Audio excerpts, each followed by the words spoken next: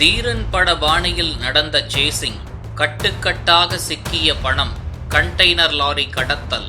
நாமக்கல் மாவட்டம் குமாரபாளையம் அருகே பச்சாம்பாளையம் தேசிய நெடுஞ்சாலை அருகே இன்று காலை 9 மணி அளவில் பெரிய கண்டெய்னர் லாரி ஒன்று சோதனை சாவடியை தாண்டும் வரையிலும் பொறுமையாக சென்றுள்ளது.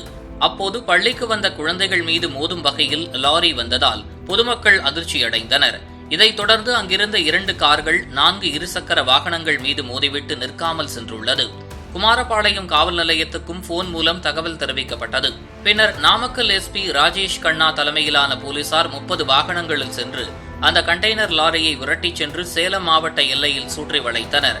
பின்னர் கண்டெய்னர் லாரியை சுற்றி ஆயுதம் தாங்கிய காவலர்கள் நிறுத்தி வைத்து கண்டெய்னர் லாரியை திறந்தபோது அதில் இருந்த கொள்ளையர்கள் போலீசாரை தாக்கி தப்பியோட முயற்சித்துள்ளனர். இதன் மூலம் காவலர்களுக்கு காயம் ஏற்பட்ட நிலையில் போலீசார் பாதுகாப்புக்காக துப்பாக்கியால் சுட்ட நிலையில் அதில் ஒரு கொள்ளையன் உயிரிழந்தான்.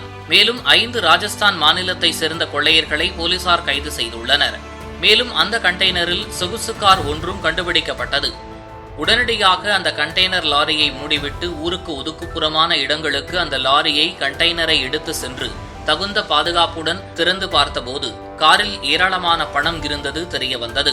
தொடர்ந்து நடத்திய விசாரணையில் கேரளா மாநிலம் திருச்சூரில் 3 ஏடிஎம்களை கொள்ளையடித்து அதில் 66 லட்சம் ரொக்கம் கொள்ளையடிக்கப்பட்டு தகவல் தெரியவந்த நிலையில் காவல்துறை அவர்களை துருவி விசாரணை மேற்கொண்டு வருகின்றனர். தீரன் அதிகாரம் 1 படபாணியில் வடமாநிலத்தில் இருந்து லாரியில் வந்து கொள்ளையடிப்பதும் கடந்த 6 மாதத்தில் மட்டும் தென் மாநிலத்தில் 15 இடங்களில் கொள்ளை சம்பவம் நடந்திருப்பது தெரியவந்துள்ளது.